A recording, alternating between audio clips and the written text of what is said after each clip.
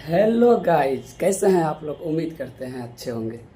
तो जैसा कि आप लोग जानते हैं कि आज सावन का पहला दिन है। तो इसी सावन का पहला दिन के शुभ अवसर पर मैं आप लोग को एक बहुत ही प्यारा सा और फेमस बोल बम का सॉन्ग सुनाने जा रहा हूं, जो कि मैं पियानो पर प्ले करूंगा। अगर आप लोग को अच्छा लगे तो प्लीज़ लाइक एंड शेयर ज़रूर कर दीजिएगा। तो चलिए स्टार्ट करते हैं।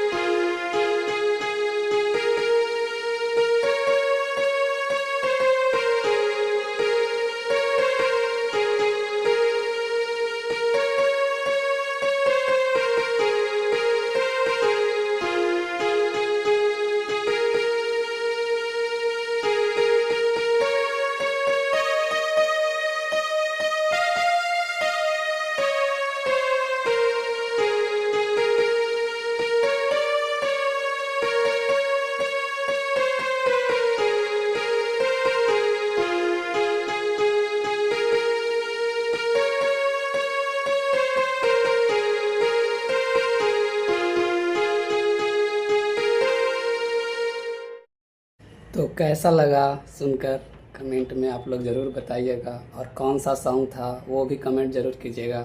और मेरे चैनल को सब्सक्राइब ज़रूर कर दीजिएगा, ताकि इस तरह की वीडियो आपको मिलता रहे।